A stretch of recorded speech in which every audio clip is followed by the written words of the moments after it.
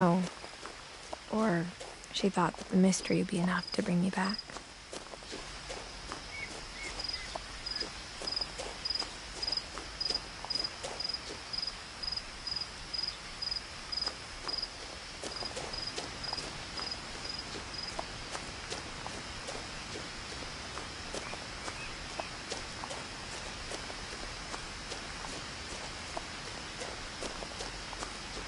No one had driven this way in a long time, but I saw a few hoof prints.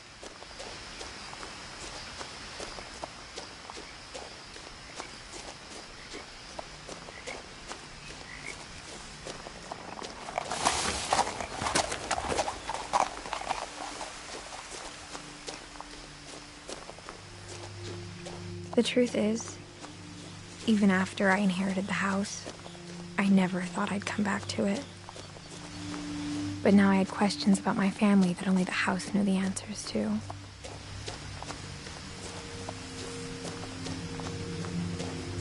The house was exactly like I remembered it, the way I'd been dreaming about it.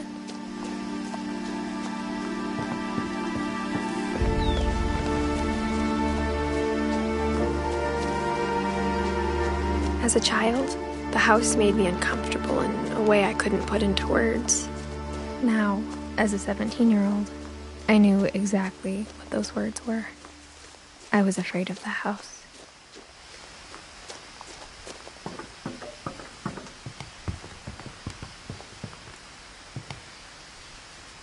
I hoped the key might unlock the front door. It didn't.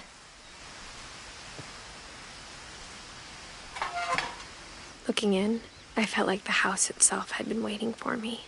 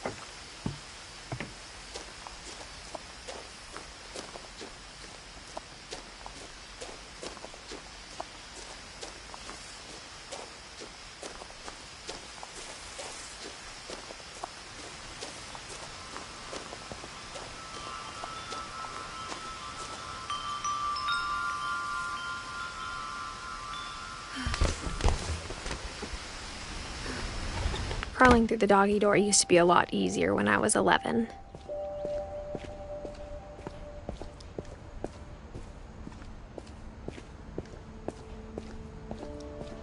For the first time in years, I felt like I was home.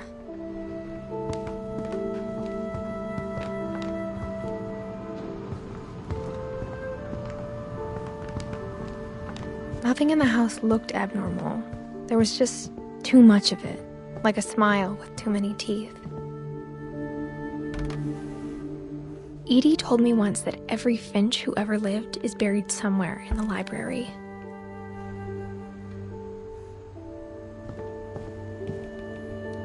My mom wasn't much of an optimist, but she never stopped believing that my brother Milton was alive.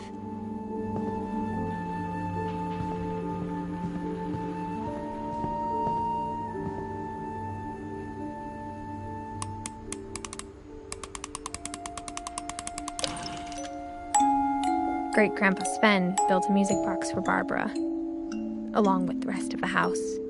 Mom always told me to stay out of the basement, so I wasn't too surprised when the key didn't fit. Even the fireplace had a story. Edie told me the bricks came from the original house, after it sank.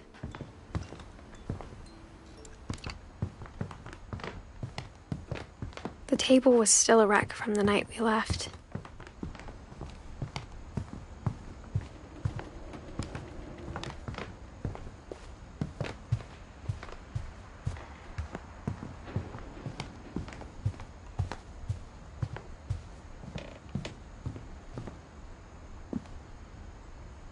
After Milton disappeared, Mom sealed up all the bedrooms. Then Edie retaliated and drilled peepholes.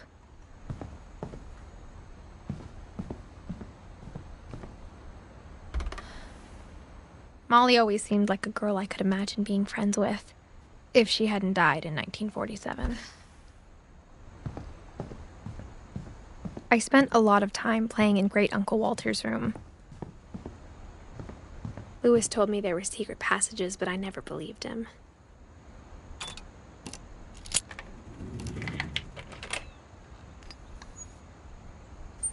Turns out, my mom was really good at keeping secrets.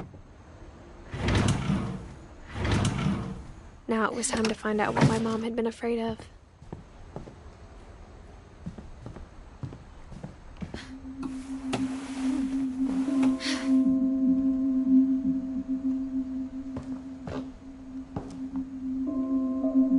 Reading this, maybe it sounds like I had a plan, but I had no idea what was behind that door.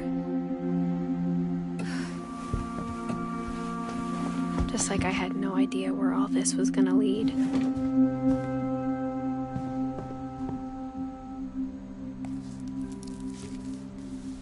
December 13th, 1947. Dear Diary, I'll be gone soon, but I wanted to tell somebody about what's gonna happen. It started when Mom sent me to bed without dinner. I woke up and I was starving, so I looked around for something to eat. The gerbil food was dry, but I didn't mind it.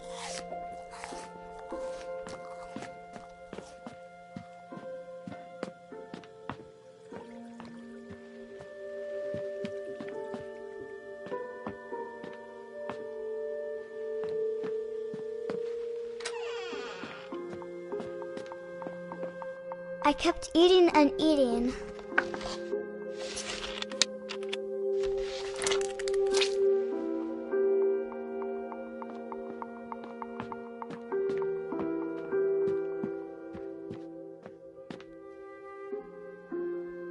My Halloween candy was all gone. Mom, can I come out now? Sweetheart, it's late. Go to sleep.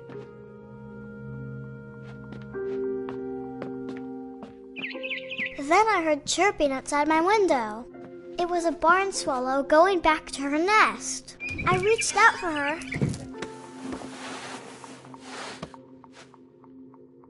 And suddenly, I was a cat.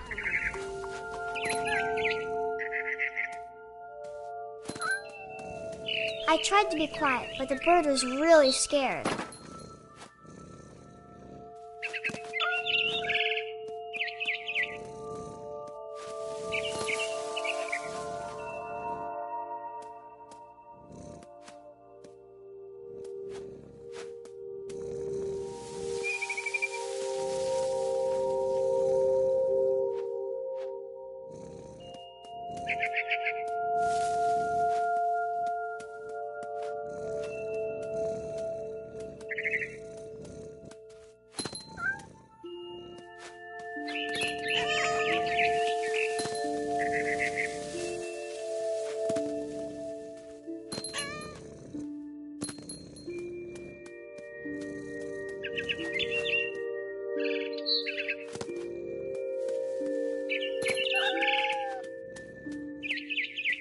I jumped and I almost got her.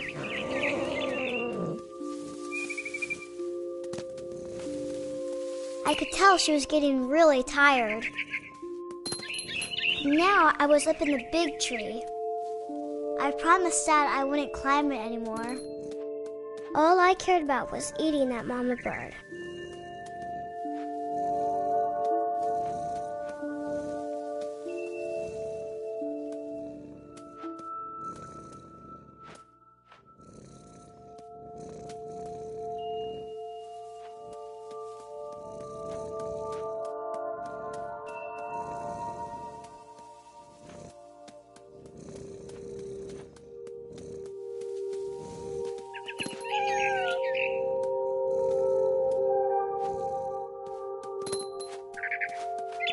I gobbled her up. And suddenly, I was an owl. First, all I heard was the wind. Then I heard little teeth nibbling in the grass. grass.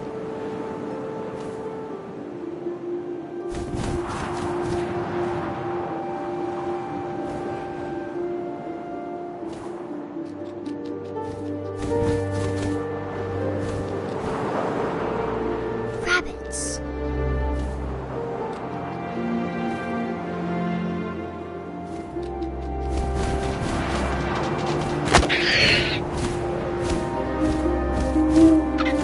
I imagined his face looking up and seeing mine through my talons. I swallowed him up, and I didn't chew one bit. Then I flew off to find something bigger.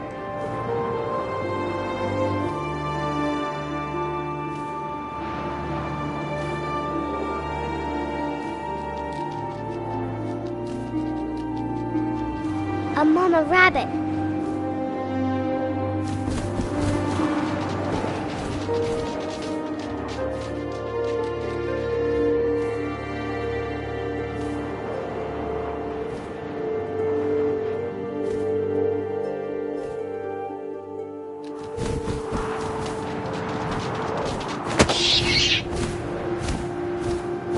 She was almost too big to carry. I started choking, but I couldn't stop eating. And suddenly, I was a shark.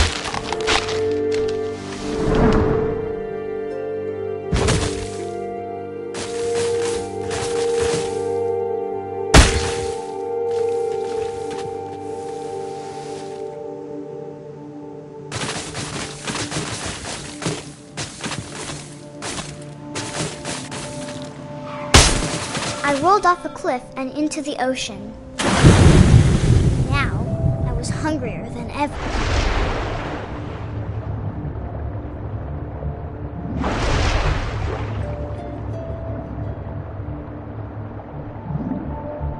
I wanted fat, juicy seeds.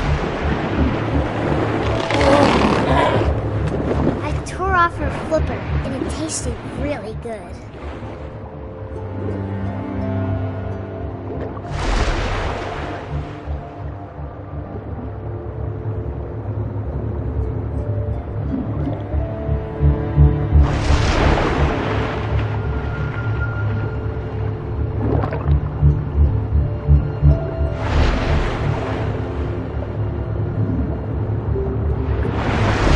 Grabbed on tight, but I was so hungry, I jumped out of the water. When I opened my eyes, everything had changed.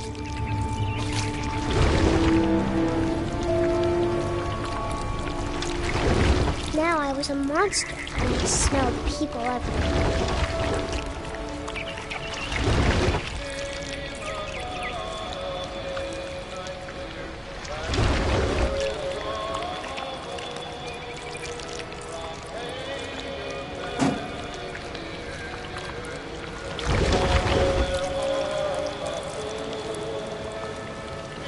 I was big, but I moved real quiet.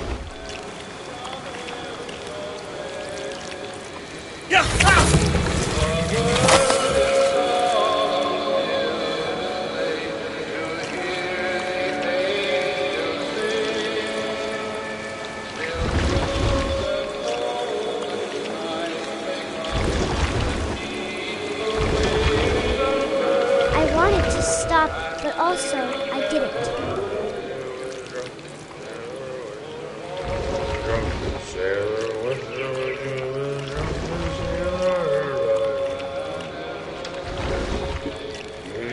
Belly was rusty, his belly was rusty, his belly was rusty, razor. One time he was drunk, sailor was drunk, he was drunk and sailor.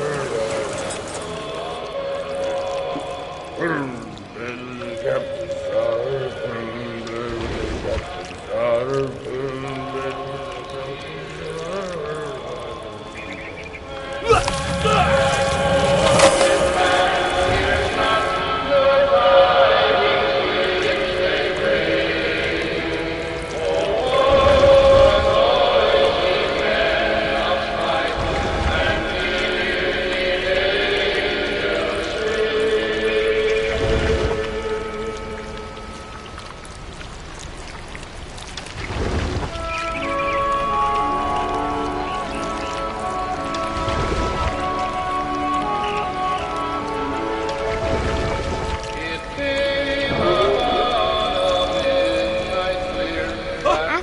last passenger, I was still hungry. And across the water, I smelled something new. Something I had to have, so I swam towards it.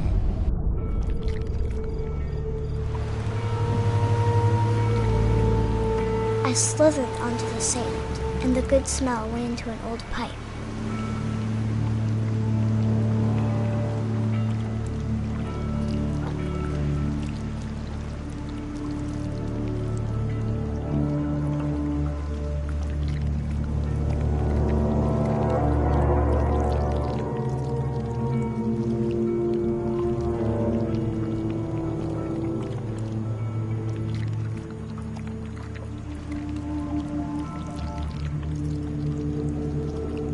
I got closer and closer.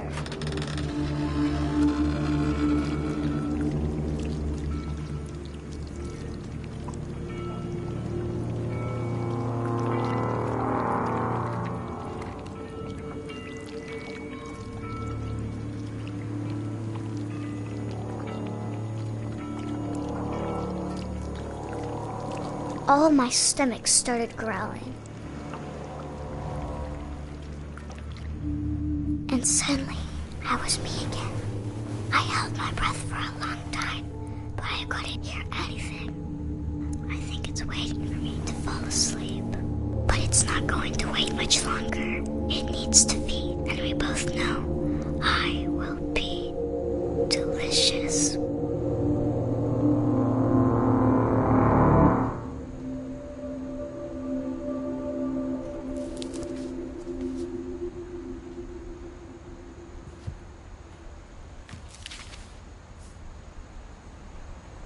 I'm not sure if I believed all of that, but I'm sure Edie would have.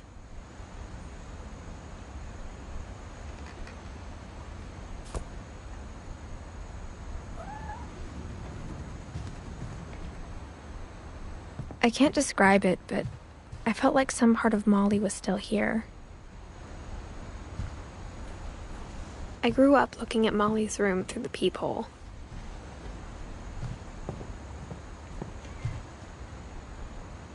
Molly's gerbil had a tiny bedroom with its own even tinier gerbil cage. Being inside for the first time, I felt like I'd stepped behind a painting.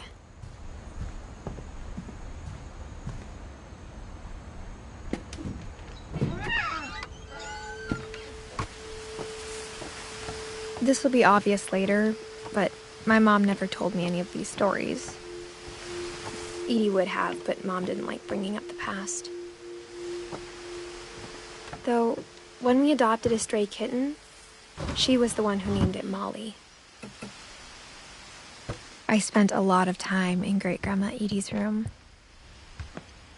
When Edie told people Sven was killed by a dragon, she could also have said he was building a dragon-shaped slide that collapsed. One summer, they evacuated the island, but Edie refused to go. For a few weeks, she was a celebrity. I hadn't thought of myself as Edith Jr. for a long, long time. Edie gave a big interview about a mole man living under the Finch house. My mom was furious.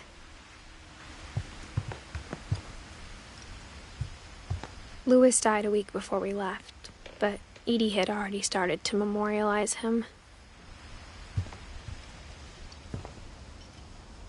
Her room was like a museum. For 500 years, the Finches have been famous throughout Norway. Odin Finch buries the latest victims of the family curse, his wife Ingeborg and their newborn on January 7th, 1937. But 40-foot waves off the coast of Washington. Odin's daughter Edie, with husband Sven. Odin Finch is the first to be buried. His daughter Edie is already dreaming of a new Finch house.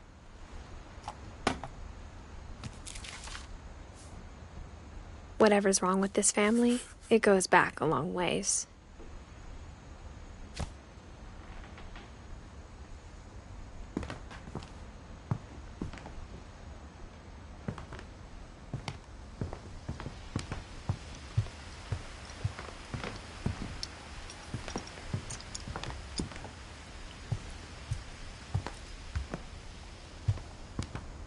Even in her 90s, sometimes Edie seemed a lot younger than my mother.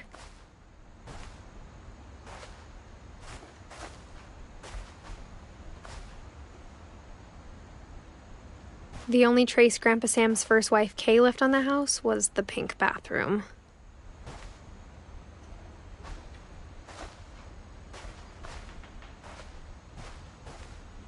It was a pretty big trace.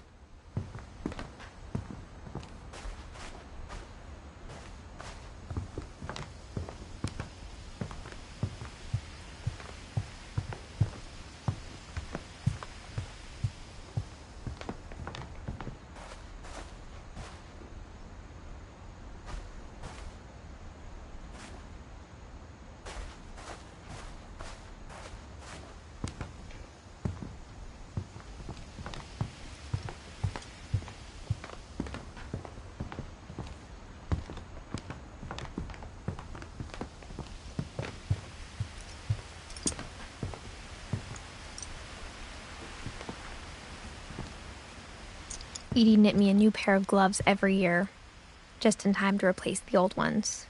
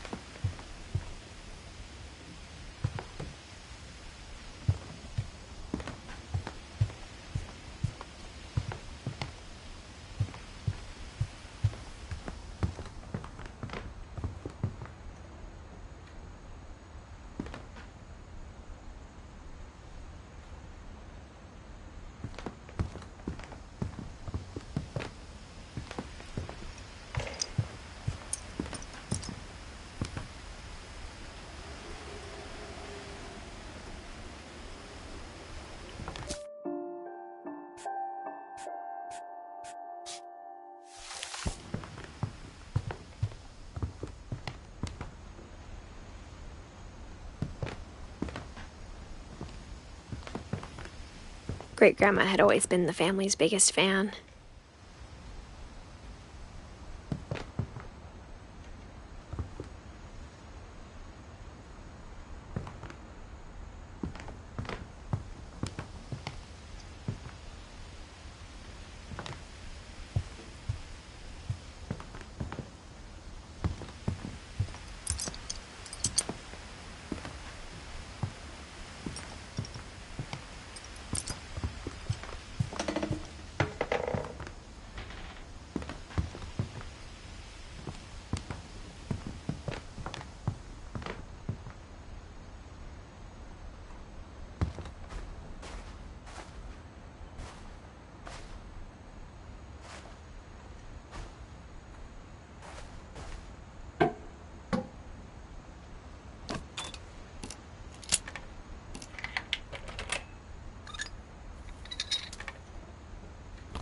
There's a secret in this bathroom.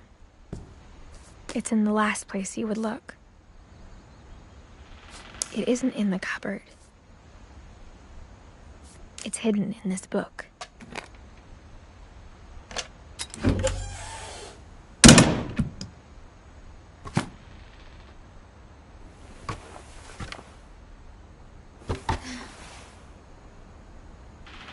Sven gave Sam an old camera he'd refurbished.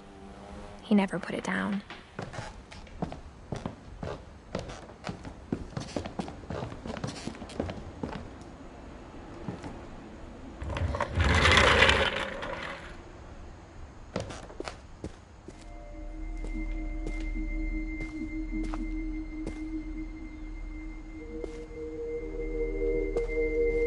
I knew Grandpa Sam had a twin, and that he never talked about him.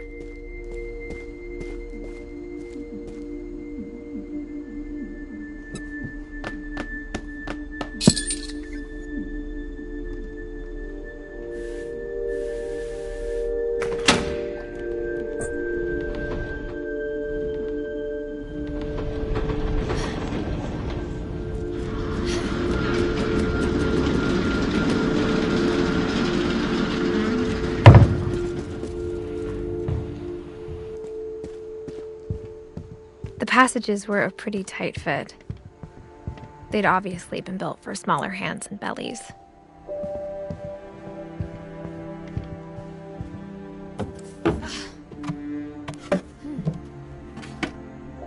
Growing up, I always thought of Barbara as a child star.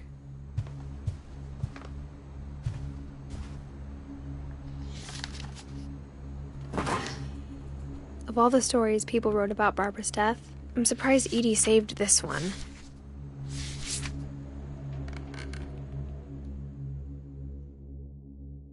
Old Jack here with another ghastly tale inspired by America's most unfortunate family. I'm calling it The Surprise Ending of Barbara Finch. As a child star, Barbara was famous for her scream. Now at 16, she was all washed up. A has-been. But in a lucky break, she'd been asked to perform her signature scream at a local convention for monster movie fans. It was just the boost her career needed. Unfortunately, her scream hadn't aged well. Getting better. I think you just need the right motivation. Her biggest fan and current boyfriend, Rick, was about to demonstrate when... Now that was a great scream. It was Barbara's father, Sven. He'd slipped into a table saw and had to be rushed to the emergency room. So Barbara got stuck babysitting her youngest brother, Walter. Her convention comeback was cancelled. Okay, I'm hearing frustration, but I'm not hearing terror. What if I tried... A gang of hoodlums in Halloween masks have been terrorizing Orcas Island tonight. Police are urging residents to... That came from the basement. You're right! Also, I loved your delivery on that. Why is your basement door locked? Because my dad likes making puzzles and secret passages. There's a key hidden in the music box. The secret is to keep winding and winding until finally the key pops out. Thanks, babe. I'll be back in a sec. 20 minutes later, Rick hadn't returned. So Barbara went to look for him, right on cue. She reached for the music box. And as she wound the key, she listened for Rick, but the house was silent.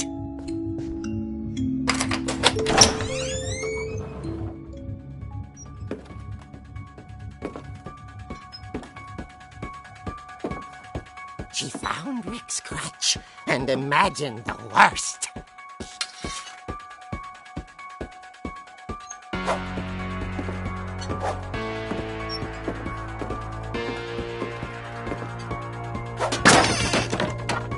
The gang's leader is the infamous Hookman Killer, Dr. Carl Hamill, who impaled and then ate his family 10 years ago tonight.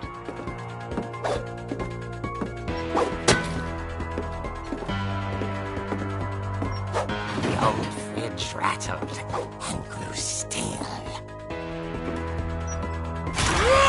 Oh dear!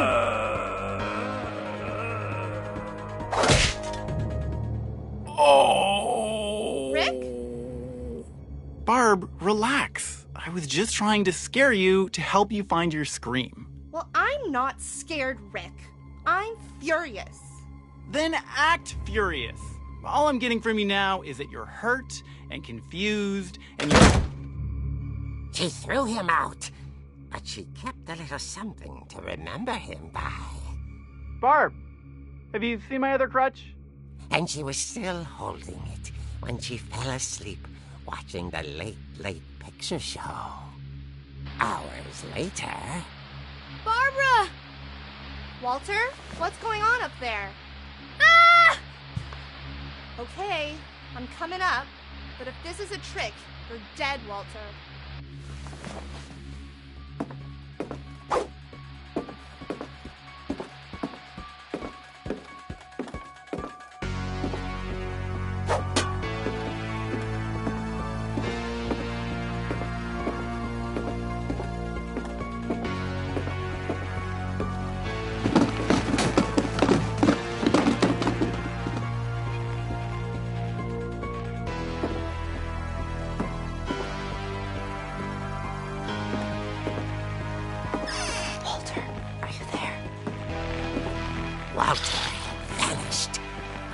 bedside radio was still on. Orcas Island police described the man as 6 feet tall, with a steel hook for a hand. Residents are urged to lock all doors and windows and notify the police of any suspicious activity. Barbara turned, saw the hook man, and was speechless. He was quite smashing. And whoever he was, he couldn't get enough of Barbara. Okay, Barbara, there's gotta be another way out of here. That night, she played her part beautifully.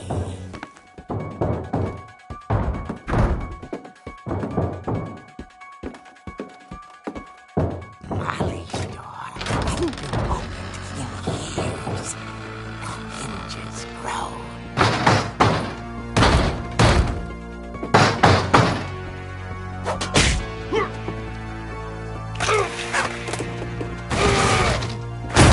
He wasn't moving, but she sensed the story might not be over yet.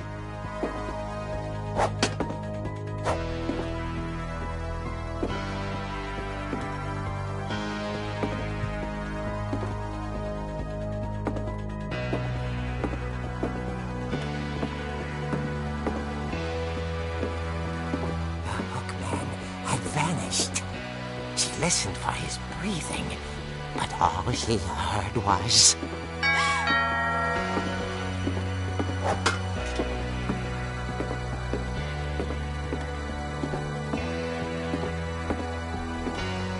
At the door, she heard whispering.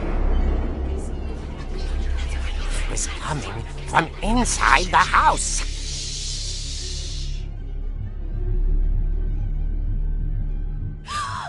Oh dear.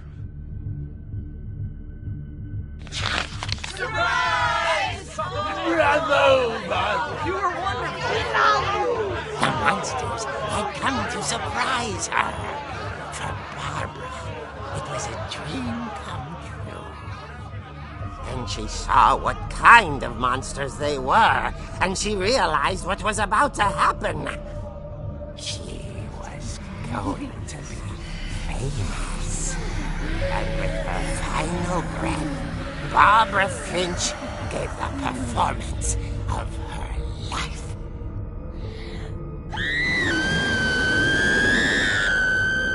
I wasn't there myself, but I hear Barbara was magnificent. Poor girl. She had a taste for stardom. But unfortunately, so did her fans. Of course, the police blamed it all on poor Rick, who disappeared the same night. And little Walter? Hiding under his bed the whole time. He took it all pretty hard, but that's another story. As for Barbara, tucked inside the music box is all they ever found of her. Her ear. Now that's what I call a real eerie tale.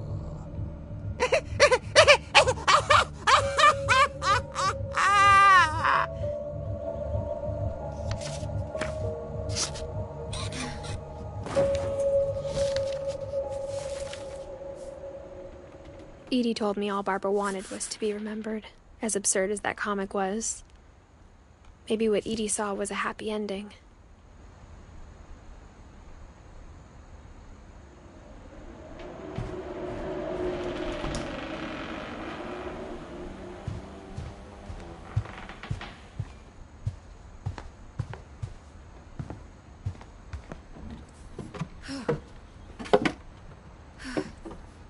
I guess now I know why Mom didn't like me playing with the music box.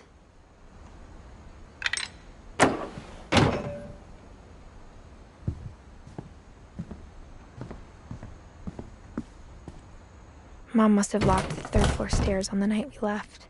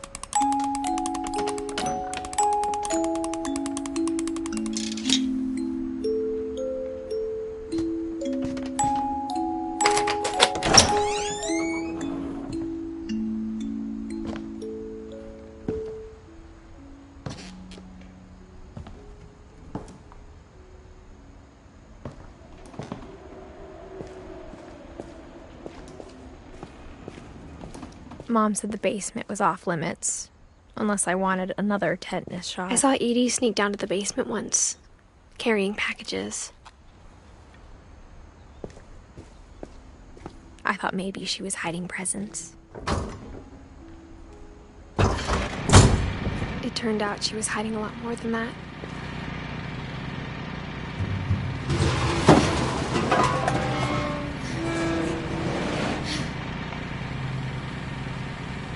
I remember asking Mom once about where Walter had gone. She said after Barbara died, he got as far away as he could. If there's a pattern in all these stories, I think it's that none of us has gotten very far.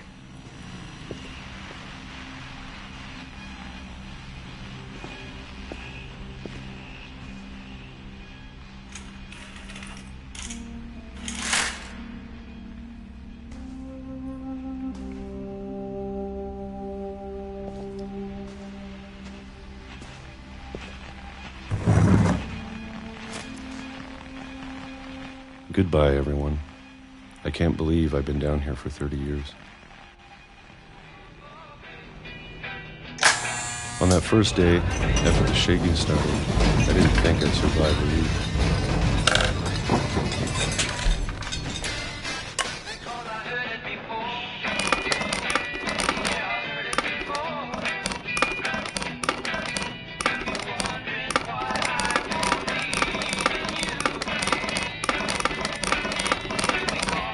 But after a few days, I settled into a routine.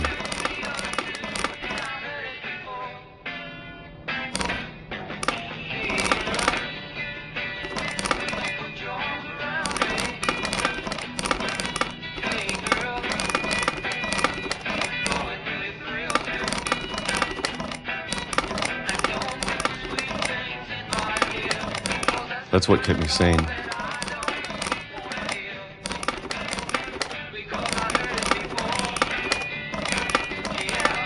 Having a schedule, living for today. I always expected to be dead tomorrow. But if you wait long enough, you get used to anything.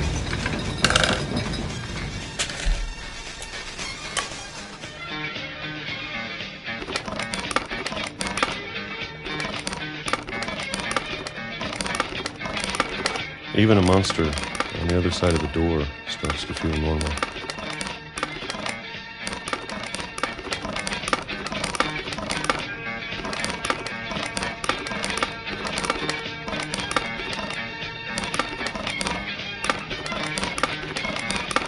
Almost friendly.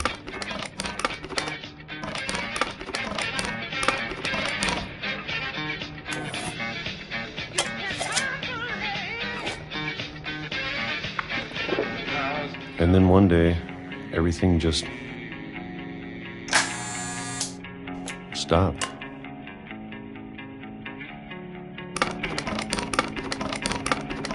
Whatever that thing was, it was gone. Maybe you got tired of waiting. Or maybe I just got tired of being afraid.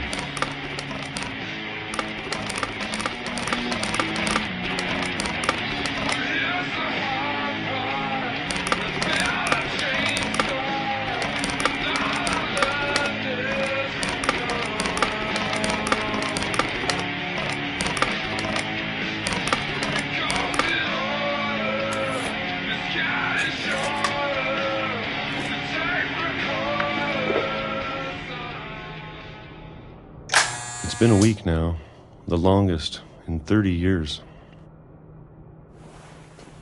I'm done waiting. I have to leave while I still can.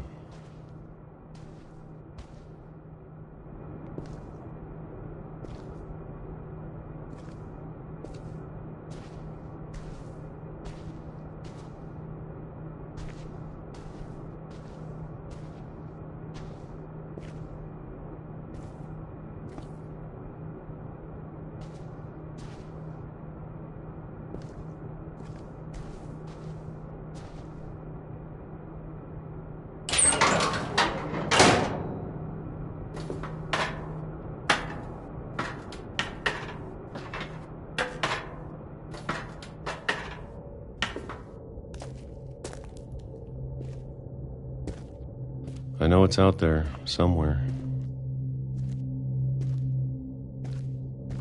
Whatever killed Barbara and Molly and Calvin.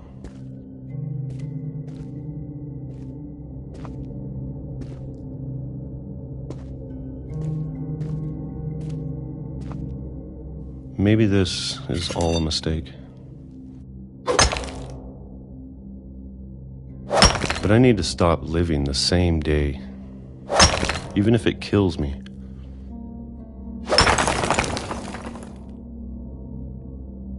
Whatever's out there, I want you to know I'm ready for it. I'm going to appreciate all of it, especially the food. I don't mind if I only have a year left, or a month, or a single week. I'd be happy with one more day. I can already imagine the sun on my face.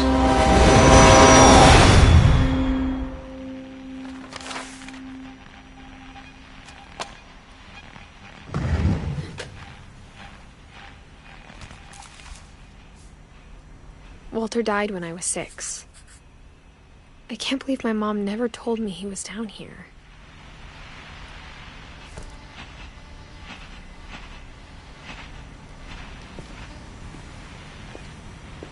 I'm sure my mom was trying to protect me.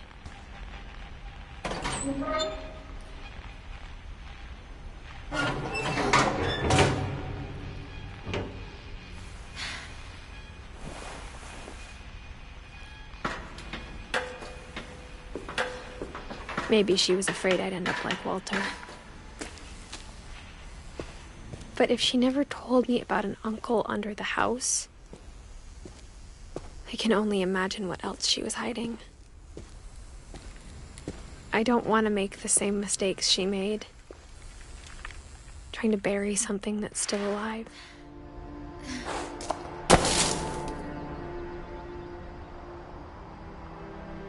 Now that there's only one of us left, or maybe 2, I thought it was time I heard the stories for myself and found out what happened to everyone else. But now I'm worried the stories themselves might be the problem. Maybe we believed so much in a family curse, we made it real.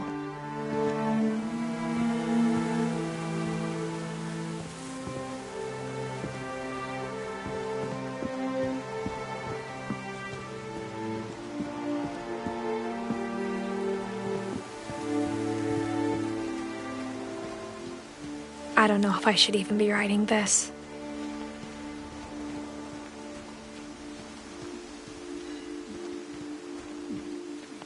Maybe it'd be better if all this just died with me.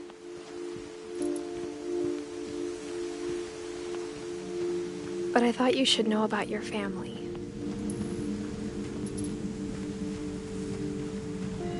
And the history you're a part of. Though to be honest, I feel as lost as you probably do right now.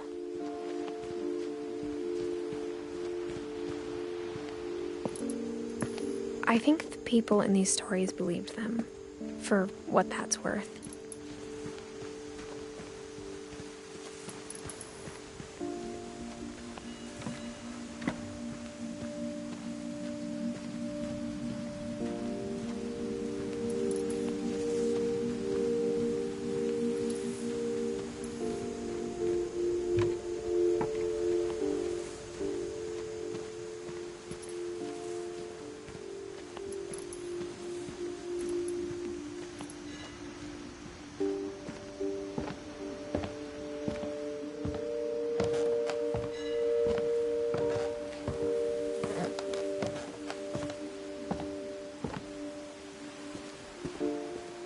And when you look at the house, that history of imagination and stubbornness and madness, any of it seems possible.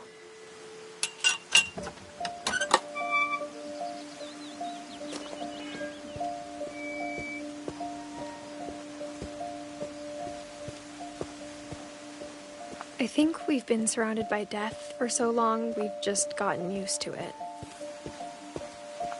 What kind of family finishes building a cemetery before starting the house?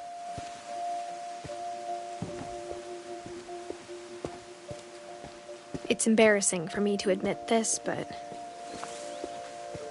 the pet cemetery made me more uncomfortable than the human one. 3 of the gerbils were mine, and 2 had been my fault. Sven built the house, but it was Edie who designed the cemetery. I'm sure Odin's monument had been Edie's idea. My mom was always trying to move on, but for Edie, the past never went away.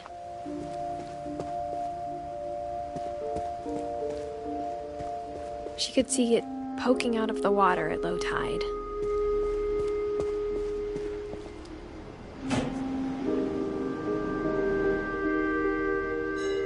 Edie said she dreamed about the old house every night.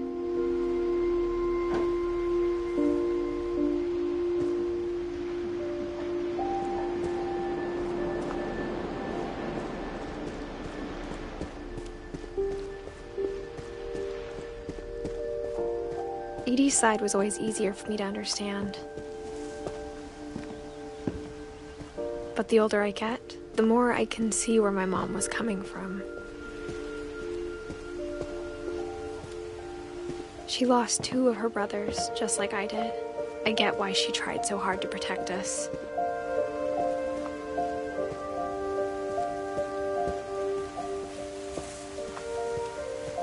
There's so many things I wish I could ask my mom now. Part of me thinks this is what she wanted all along. For me to come back someday and find everything out for myself.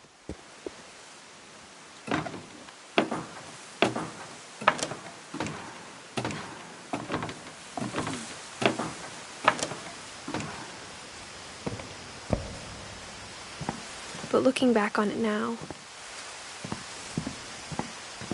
if she told me there was going to be so much climbing, I never would have come when I was 22 weeks pregnant.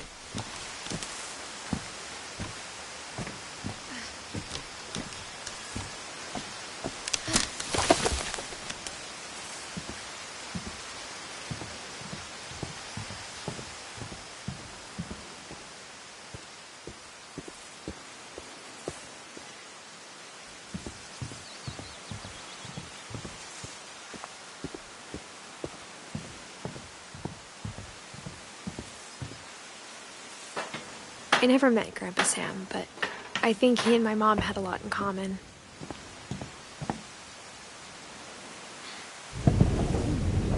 They were both pretty intense.